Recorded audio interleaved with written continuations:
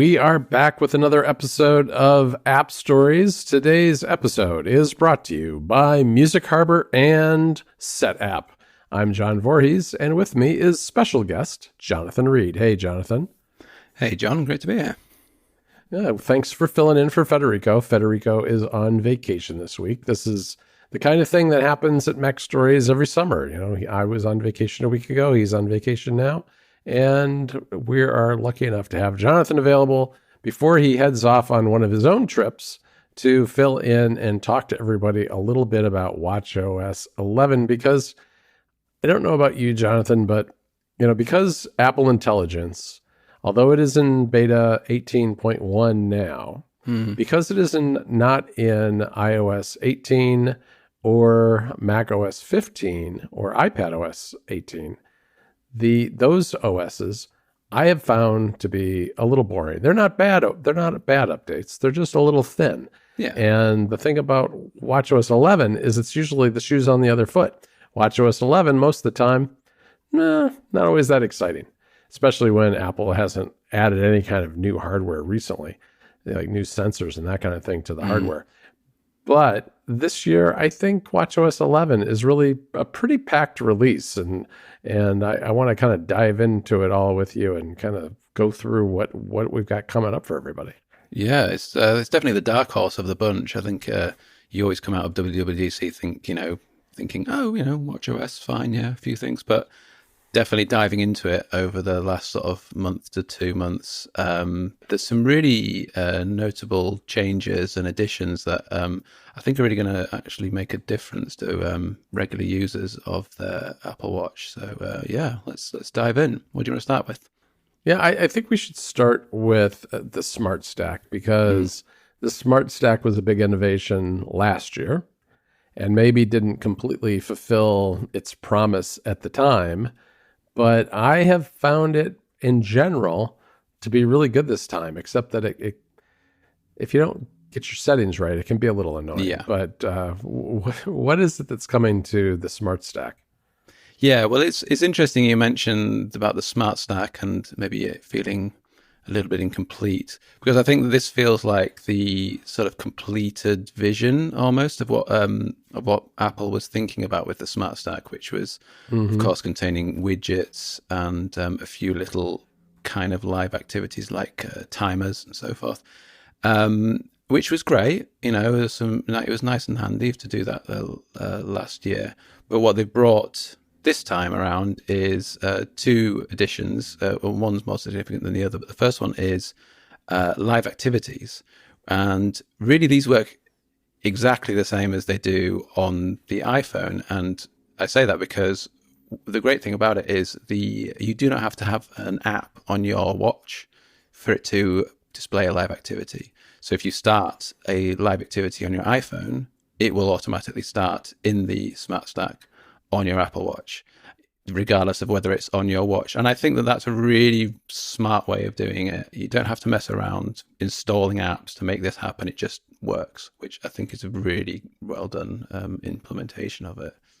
Yeah, I think so too. And it really kind of harkens back all the way to the original Apple Watch, when the apps were really being broadcast from your phone to your watch.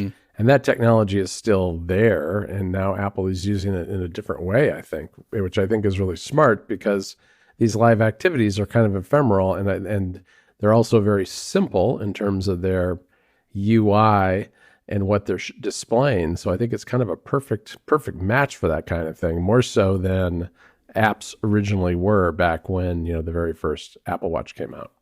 Yeah, and I think that's right too. And you can, of course, if you've got an Apple Watch app, if you've got an Apple Watch version of an app, the live activities can be a bit more bespoke.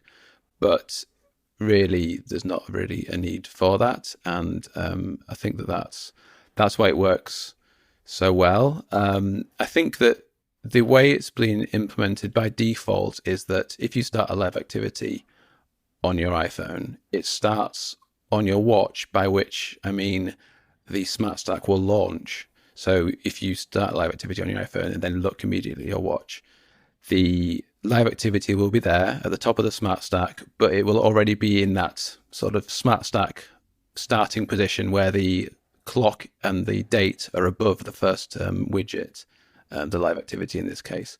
Now, this is, I think, maybe going to annoy some people, but you can refine every single app through the Apple Watch.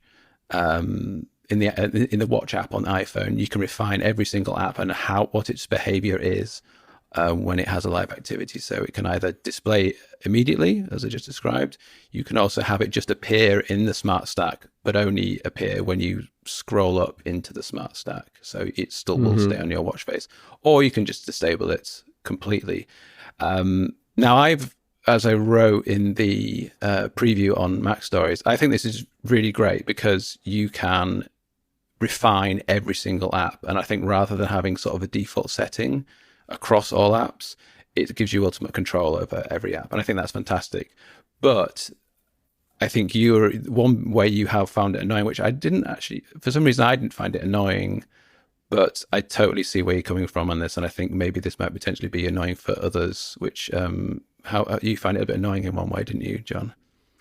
Yeah, no, I really did. I mean, it's the customization requires you to go into every single app and make that adjustment app by app. And I kind of like it to be one list, a little bit like the way the inputs work for shortcuts, where you can pick what your inputs are going to be for a shortcut that you're writing, and you can either select them all or select none of them, or then once you've selected none of them, go back and select individual ones. I'd like something like that. I mean, the thing that got me is that I use this app called World Clock, which is really nice, and it automatically, I have it set up so that a shortcut automatically starts a live activity that shows the time in Rome in the dynamic island every morning at I forget, something like 7 a.m. or something like that. And I just use that as a way to kind of keep tabs on what time it is in Rome when I'm contacting Federico. And because I had that set up to go off every day at a particular time during the work week, I was finding I was looking down at my watch and wondering, why am I seeing the Smart Stack with the clock in it originally? And it, because the default setting was having everything on, I found that a little annoying at first. I think it probably is the right default to have it turned on, because otherwise it's not super discoverable. But I think it would be nice if there was an easier way to turn off, just to kind of bulk edit turning things off. Yeah, for sure. Yeah, I it's not bothered me, but I absolutely appreciate that. And I think I can see how that might be annoying for other people. I think the discoverability, like you say, is good to have it turned on by default, but I guess the onboarding could be better. I think some people, I think the casual user will upgrade and update and then think, oh, what's this? Oh, how do I get rid of it? Oh, it's popping up every single time. How do I get to stop? And then they're going to have to dig into settings and find it. And that's a bit annoying. Yeah, that was me, because the way I use the Apple Watch, I don't use apps on my Apple Watch. I don't go into the app grid very often. I use it to work out, I use it to get notifications, and I use it for the complications. But I don't go into apps very often. So when I update my watch, I don't really pay much attention to anything. And I was genuinely surprised at the differences at first. Yeah, that is I can see how that would happen. Because I think that links slightly to another feature, which is widget suggestions, which is something that is new and you can turn on or off. And I think weirdly, this is sort of done in a maybe not perfect way, because you can have the Smart Stack suggest widgets for you depending on things that you're doing. So for example, if you travel to another country, it might suggest the translate widget, which is very handy. You put that in your Smart Stack for you, in amongst your ones that you've already had pinned in there. But and this could be handy, and you can turn it off or on, and you can refine that by app, just like the live activities. But the weird thing about that is those settings are on the Apple Watch, not on the Watch app on the iPhone. So they are flipped. So that, again, not ideal. It's good that they have that amount of customization, which I will say again, I really appreciate they're doing that. But I think the implementation maybe could have been a little bit more thought out. Yeah, that especially since they're very similar in the way, that they're similar types of settings, and to have them in two places, people are going to find them in one or the other, and then assume that those are the only settings, and that they're not. You can't do the other thing because they don't think to go look somewhere else for something as similar as whatever they first discovered. Yeah, exactly. Yeah. So I think overall, both of them good features, and as they work, they work very well. But in terms of the customization, maybe it could be a bit easier to customize it overall. This episode of App Stories is brought to you by SetApp, the app subscription service that offers dozens, in fact over 250 apps for the Mac and iOS. SetApp users can get plans that cover only the apps on the Mac, only those for iOS, or both. With SetApp, users can install and use their apps as needed to tackle tasks like file conversion, coding, writing, emailing, editing, and working with AI. Plus, things like working with images, video, PDFs, and exploring various Mac maintenance and customization tools. Some of the most used apps on SetApp include the massively popular cleaner for the Mac called Clean My Mac X, a menu bar customization tool called Bartender, and the universal file converter Permute, plus the easy screenshot app CleanShot X. You can also get a VPN, a battery manager, manage your clipboard, tools for file management, password management, and a whole lot more. Essentially, SetApp saves you the time of researching apps and setting up subscriptions, making it easy to find and try new tools for your Mac and iPhone in a stress-free way so you can get things done faster and get away from that screen. Users in the EU might appreciate that SetApp has recently launched a beta of its very own alternative app marketplace called SetApp Mobile. EU iPhone users can subscribe to SetApp Mobile, install it on their iPhone, and browse and install the iOS apps available directly from the SetApp Mobile app, which includes a collection of iOS apps that's different from what's available globally. But let's get back to desktop SetApp, which is available worldwide. It's packed with amazing AI-powered apps that supports the use of major models like GPT-4o and DALL-E 3, and you can access those models in apps with your own API key if you want to, or get an AI Plus plan from SetApp. One of the AI tools that SetApp includes is called PDF Pals, an app that actually lets you chat with your PDFs. But you can also find apps to generate text, get real-time assistance in meetings, generate meaningful file names for screenshots, and a bunch more. If you haven't tried SetApp yet, you can go do it today for free for a 7-day trial, and then use the link in our show notes because App Stories listeners can get 20% off SetApp's most versatile Mac plus iOS annual plan. Learn more at setapp.com and be sure to check for that link in the show notes to get 20% off a Mac plus iOS annual plan. Our thanks to SetApp for their support of the show. And then I think finally we could talk about the final Smart Stack addition is interactive widgets, which we've seen a little bit of it in the last watchOS update, which was, for example, on a timer. I believe you could pause the timer on the when it appeared as a sort of live activity in the Smart Stack. But these are now full interactive widgets, so you can have, for example, the big example that they give is that you could have a home widget and you could have a garage door with a button that opened and closed it. Pretty simple. And of course, there are many other widgets. Obviously, developers can tap into this as well. And I think this is, that's great.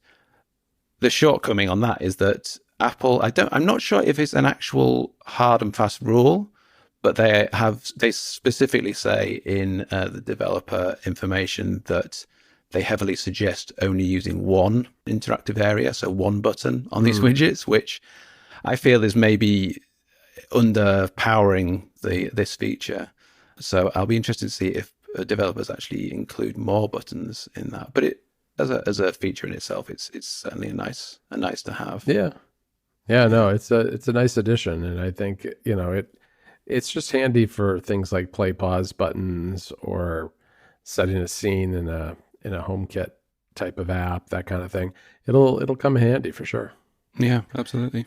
So, of course, as Apple does every year, there's always kind of a structure to these watchOS updates that is pretty true to form year to year. I know Alex has talked about it in some of his previous watchOS reviews. And part of that is always health and fitness.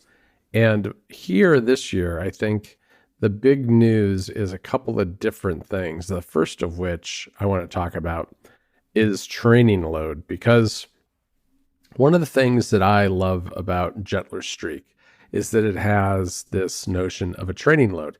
They don't call it that. They have a graph that kind of shows an interpretation of your training load to keep you from overworking or underworking yourself as you're exercising and from day to day. But as when Federico and I interviewed the founders of Gentler Streak, they mentioned that that's based on an algorithm that is pretty standard industry wide.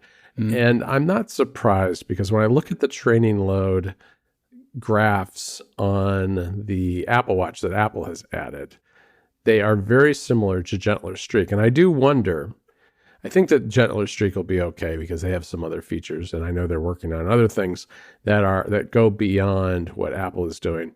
But I do feel like Apple has kind of jumped in here, and this is a feature that a lot of apps have, that if you compare the visualizations of training load from app to app, you're going to find that they're quite similar, because I think all these companies are doing something very similar under the hood, although the UI is obviously a little different from app to app. Yeah, I think that's true, and I think that this is very interesting to me. Looking at it and playing with it, and I'm currently going through a bit of a, should we say, fitness kick at the minute. I'm going to doing a lot of exercise, so this has been really interesting to try out and sort of measure my progress. And I think it's a really great feature. I think that what's interesting is that in comparison to Gentler Streak, which tends to sort of give as it says, as the app is called, some gentle suggestions of, hey, you've been working hard recently. Why don't you take a break today, or why don't you just do some gentle exercise? Or you're looking great. Why don't you have a big workout today? And it's done in a very gentle way. The training load and the language around it, when you look at the training load in the iPhone, in the fitness app on iPhone, it's a bit more sort of technical, and it talks very much about your 7-day training load against your 28-day training load, and your last workouts and signs of excessive fatigue and stuff like that. It's a little bit more, sounds a little bit more professional. And I think this is a little sign that Apple is leaning towards some more pro athlete features on the Apple Watch. There's a couple of things missing in that maybe other apps, like there's a really good app called Athletic that does sort of pro training, and I've heard from a couple of people on Mastodon that these features are missing recovery, which is a stat that shows how you recover from an actual workout.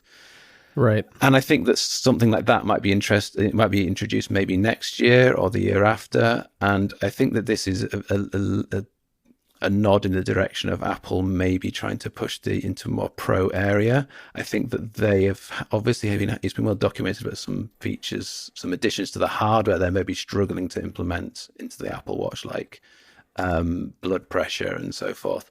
And I think that in order to sell the Apple Watch a bit more, they're now leaning into more of these pro features, and it'll be interesting to see in a few years to come how that pans out. But I think this is a really good feature. It's been working well for me so far. Yeah.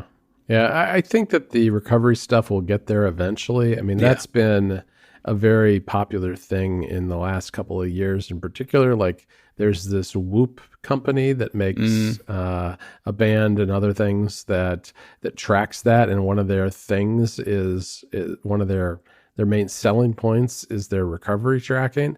And I really do feel like that is a pretty premium product that costs a fair amount of money and has a big subscription with it. I could definitely see Apple trying to take a bite out of that corner of the market with some kind of recovery thing. Whether that requires additional sensors or not, I don't know. But if you go into, you're right about this being a little more technical. I mean, it will show you what your training load is over a period of days, and it will show a graph of the average. And that average graph, whether it's going up or down, is what reminds me of what you see in Gentler Streak.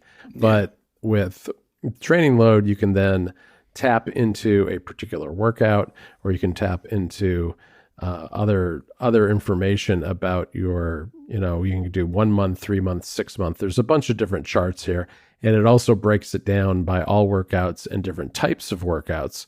So you can see, like, maybe I'm running, my load for running is much higher than walking or swimming or whatever it happens to be, and that can help you kind of get a sense for where you might be overdoing it or underdoing it, and try to balance out your workout load. So that's training load. The other thing that is also reminds me of Gentler Streak again is the vitals, which is measuring a bunch of different parameters. It's measuring heart rate, respiratory rate, wrist temperature, blood oxygen level, and sleep duration, which are all things that Gentler Streak also measures. And it gives you a sense for, where your averages are and what your trend is. And you can see when you're above or below your typical range. And sometimes that can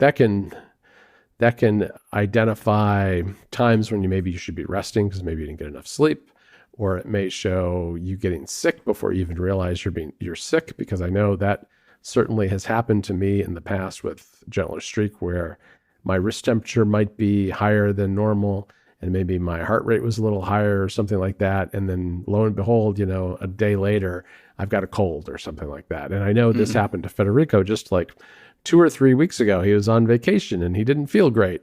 And then he looked at the vitals on watchOS 11, and sure enough, he had a temperature, and his heart was a little high, rate was a little high, and his respiratory rate was a little high. And as he started feeling better, those things started trending back to kind of normal ranges for him. And it's it's not really a medical prediction device, but on the other hand, it definitely does correlate to how your body is reacting to whether it's exercise or something like having a virus. Yeah, this is definitely an interesting feature, and it actually pairs well with the training load. So when you look at your training load, it will below those sort of graphs for the training load, it will also show your vitals. So it is giving you sort of two sets of data to sort of compare, your workouts and whether you're ready for another workout and what sort of workout you should do with, how well you've slept overnight and, how those vitals are working out. I think it's worth saying as well that Apple, they've not gone really into specifics, but they have said that these vitals are being calculated using data from Apple's heart and movement study. And it's generating an algorithm using these calculations and using the data that it's getting from your Apple Watch. Now, other than that, we don't really know what that exactly is. But I think that their implication is that it's not just saying, "Oh, here's your average temperature. Let's put a minimum and maximum roughly either side of that." It's somehow coming up with a sort of intelligent way of working out your range. So it would be interesting to hear exactly how they're doing that, but we don't know for now. No, we don't. I assume that it is something like it's collecting a lot of, collecting data from a lot of people and using that to help sort of figure out what your normal range should be based on both that data plus your own personal data, and calculating whether that should be a broad range, a narrow range, whether, however that might be. It's probably what's going on. I don't know, but you're right. They haven't really said it with any specifics. But Yeah. I'm glad that this is on here because this is something that I've used really every day in Gentler Streak for a long time, for a couple of years now. And it is useful, especially when you're looking at things like what's useful about it is that this data was already there in the health app, but having it presented this way is a good way to get it all in one place and see how it correlates and really get a sense, for instance, maybe I didn't sleep a lot last night and I should take it a little easier. Or, maybe I am feeling like maybe I look at it and I think, oh, this is kind of out of whack and I don't feel great today. Maybe I am getting a cold or something. And maybe I should just kind of rest a little bit or go to bed earlier, whatever it happens to be. So yeah, I've kind of enjoyed having this all available. Yeah, for sure. And I think this is probably just the start as well. I think that they seem to be. I think there's an interview with Apple's health medical chief person last week, I think it was, talking about how it's a good idea to wear your Apple Watch in bed, as that helps your health data and get a better picture of you. And I think that this is another thing that I think that they are probably going to lean into a bit more, to try and add more features down the line, more advanced features. I'm not quite sure what they would be for sleeping, but I think we could be seeing that in the next year or two. Right, right. What do you think of the ability now, or that we'll have in the fall with watchOS 11, to pause the goals, the closing of the rings, pausing the goals, and I guess also setting custom goals on a per day basis? Yeah, I think the custom goals is great because, as I mentioned in my preview, my exercise tends to be different on Saturdays and Sundays, on weekends. I don't really get a chance to work out. I might get a chance to do one workout, but it's family time. I'm with my wife and with my daughter. We are doing active stuff. If it's good weather, we're in the park and so forth. But I'm not really doing exercise. I'm not sometimes, Right. well, quite frequently don't close my move and my exercise ring because I'm not triggering it enough. So it's good to be able to lower that to an achievable level at the weekends. And I think that these two features, I think they've been requested for a long time.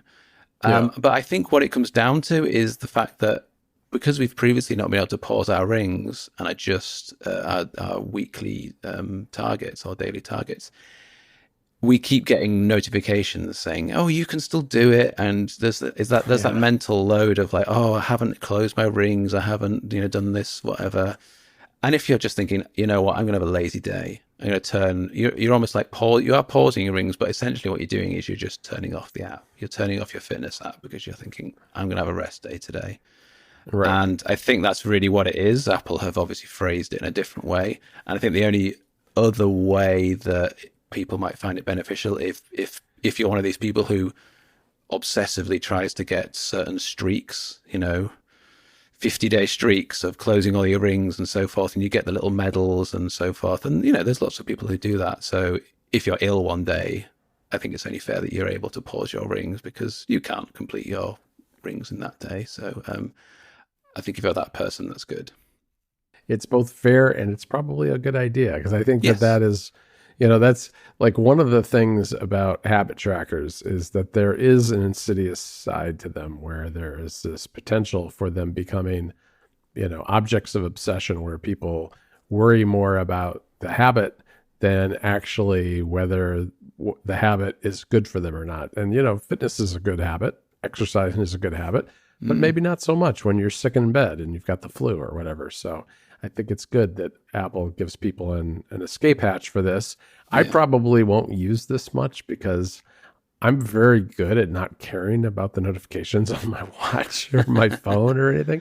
If I get that, maybe I'm slightly annoyed that I'm being told I can still do it. And I'm lying on the couch having a snack watching a movie.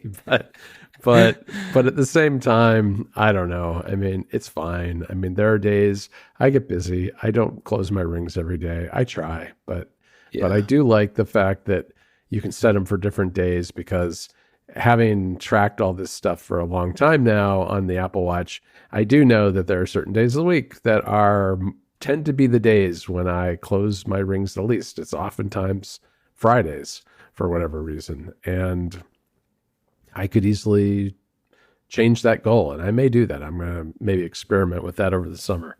Yeah, for sure. Yeah. I think that, it's good that you're able to ignore your notifications. But I think that people who are trying to get fit and maybe they're at the beginning of their, what Apple would call, I guess, their fitness journey. And they are not so fit and they're really trying to get started and get fit. And it's difficult for them. And maybe they do a couple of good days and they're working out and then they're, have a day where they're just, motivation is not coming to them and they take a bit of a pause day and then these notifications are coming in. And I think there is a certain thing to be said for how maybe psychologically it can be a little bit damaging to people.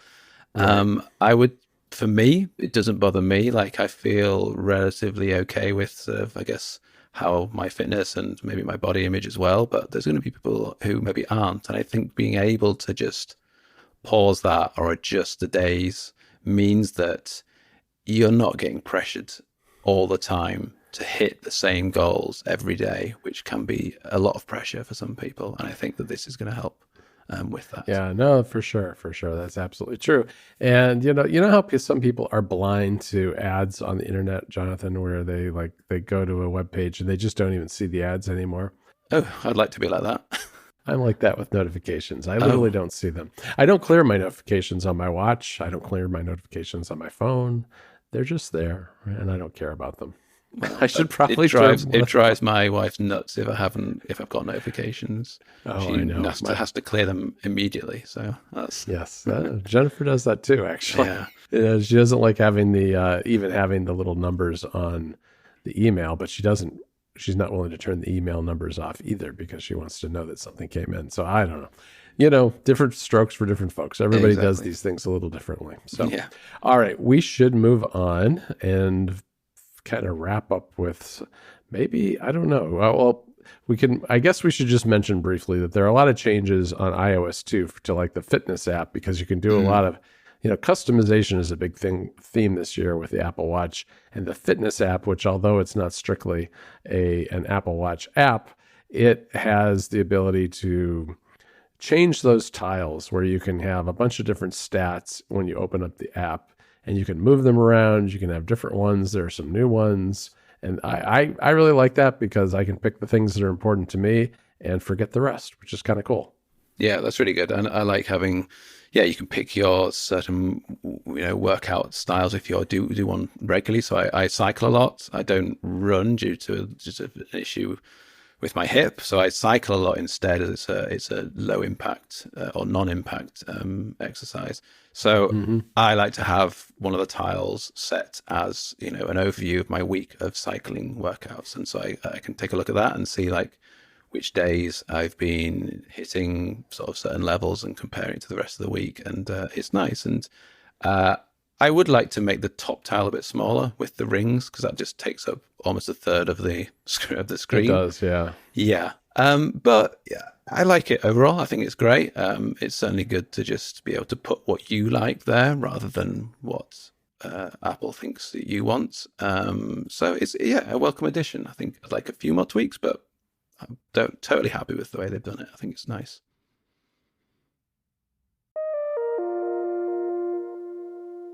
This episode of App Stories is brought to you by Music Harbor, the native iPhone, iPad, and Mac app that helps you stay on top of all of your favorite artists and recording labels. Let's face it, there's a lot of music out there. It's hard to keep track of your favorites. That is, of course, unless you use Music Harbor, which collects new releases from all the artists you follow in a chronological list. I've been using this app ever since it first debuted, and I absolutely love it. Unlike things like Apple Music and Spotify, Music Harbor doesn't show you algorithmically generated feeds. It just shows you your favorite artists and labels. That guarantees that you'll see absolutely everything new from the artists you follow. You won't miss a thing. And you can track and preview upcoming albums, music videos, interviews, live performances, and a bunch more. It's simple to get started by importing artists from Apple Music, Last.fm, or your local music library. And while it's super easy to get started, Music Harbor also has a bunch of customizable features for power users. You can filter releases by type, customize the layout and how it works, and a whole lot more. The app also supports the latest Apple technologies like widgets and app shortcuts. You can download and use Music Harbor for free, and it also offers an optional subscription for unlocking additional power user features. To learn more about this fantastic app, go to marcosatanaka.com. That's MarcosaTanaka.com. marcosatanaka.com to learn more about Music Harbor. And for a limited time, listeners of App Stories can get 50% off an annual premium subscription for their first year by using the link in the show notes. So be sure to check that out. Try Music Harbor today and get all the new music for your favorite artists and record labels. Our thanks to Music Harbor for their support of the show. Another feature that's coming in the fall that is one that I was really disappointed didn't exist last year, which is check-in from the watch, because check-in has been around, and I guess it was pitched initially as, you're walking home from an event late at night by yourself and you want to check in with a friend or a family member or whatever so they know you get from point A to point B safely. And it's very good for that. But in its initial implementation, you had to have a phone. You couldn't do it just on a watch, which made it very limited in its utility for people who are working out in particular. It's not, it's not something that is limited to workout, because you can start a check-in from the workout app, but you can also start it from messages. But for me, I use it for working out because I occasionally will go out on these long runs out in the forest all by myself behind this college nearby, and I'm pretty far from civilization. I will only see a couple of people most of the times when I'm out there. And I do just like having the peace of mind of doing a check-in, especially if my wife's not home, send her the thing, and then she would know whether I got home as expected or can check in on me, or, there's various things like if you stop moving for a particular amount of time, I think it alerts the person who you've checked in with. So it's kind of nice having that, and I'm glad that they've added it to the watch. Yeah, for sure. I think it is a really good addition. I think I would like to see a few more little tweaks to it. So, for example, if you're doing a running workout outside, it would be nice to be able to set your destination so that the person who you're checking in with can see, they're this far away from home, or, they've got home. And so they're all good. And I think that those sorts of things would be good, because I'm not quite sure. The only way it's going to sort of be triggered is by if you're just staying still for a long time, or your heart rate gets suddenly really over elevated, even though you're not moving. There's a few of the little triggers like that, which is good to have. But I think that some more sort of refinements would be good in that check-in, but it's great to have. Yeah, there's a lot of little things that I think Apple could do to make some workout things better. There was a day not long ago when I was out running and my watch died in the middle of a run, and I only had like half a mile to go to get home. And it would be really nice if they could, if you could determine even if your watch died, what you could do is go into a workout and say, here's the route I ran, here's the time I got home. And it would just fill in the part that you missed because the watch died, right? Because that should be doing, that's just simple math. And because it has stored your routes from before, it could be pretty easy to, select from here are your top 10 cycling or running or whatever routes. It would be pretty easy to go in and pick that kind of thing. But unfortunately, you can't do that yet. So I'm hoping that maybe someday. Yeah, it's almost as if like Apple doesn't trust you, like you're going to sort of make things up. And it's like, well, why do you care? Like, if I make up runs, the only person I'm hurting him is myself by not doing the runs. Right. Like, well, I don't understand what's the problem. It doesn't really And matter. it's certainly, yeah, it's certainly not going to be as accurate, but I would still like the fact, because I know, I know I got home at roughly this time. It would be very easy to go in and just kind of get the credit for the full run, and you wouldn't have the heart rate information and other things, but at least you would know that that day you ran this many miles and you were going at this pace and that kind of stuff. But, who knows? We'll see. That's a wish for a future year. We've got a couple of little ones to clean up, I think, on these additional features, haven't we? But I think classic watch faces is the final sort of bigger one, isn't it? The Apple loves a new watch face, and they have the main one this year is the Photos face they've updated, which is their most popular face, apparently. So they say. And should we say, it uses machine learning. That's what they've used. It's not AI, it's machine learning in their words. Right.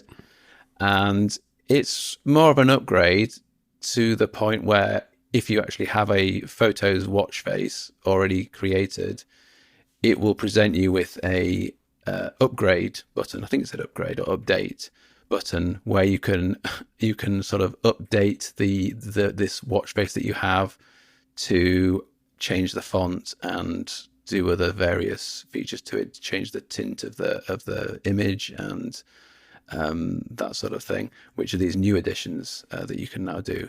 And there's also photo shuffle, so it's essentially like the Photos lock screen that you can have on your iPhone it's on the Apple Watch. That's the easiest way to think about it. And if you like this sort of thing, you're going to love it. I don't particularly need it, so I'm not going to get much value out of it. But I think if you really love having lots of interchangeable images of certain people on your iPhone and you want to do that on your watch, then this is going to be great for you. Yeah, no, it'll be very good for a lot of people. I have not tried it yet, so I don't really have any comment on it, but I have not been a user of photo faces in the past, so I kind of suspect I won't be in the future. Other things we've got the translation app, right? That's basically the same functionality as the iPhone app. Yeah, it's great. I've used it. My wife's Spanish. I need to know Spanish words a lot, so I use this a lot. What can I say? It works well. It works just like it's basically the same as the iPhone app, but it's on your wrist, which actually makes it handier because you can just quickly, I have it in the Smart Stack. I can quickly bring it up and I can translate a word or get a family member of my wife's to speak a word in Spanish and it will translate back to me in English. It works good. Apple's translation algorithms, I guess, or what would you the wording you would use for it works well. And it's as on the iPhone, and it's great. I like it. Very nice. And there will be an update to the cycle tracking app too, which is going to, in the fall, switch to gestational age and symptom tracking if you're pregnant. So this is going to change how that app works a little bit for people who are pregnant. Mm-hmm. And Maps is adding hikes, which is something that is kind of on the iPhone and the Mac as well, and the iPad.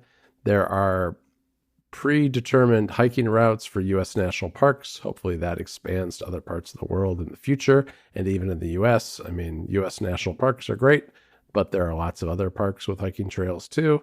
But beyond just the ones that are kind of built into the app, there are options to add your own trails and things like that, I think. So that could be good. And you can download maps. I guess if you have one of these trails, you can, at least on the iPhone, you can download them locally. I'm not sure if that works on the watch or not.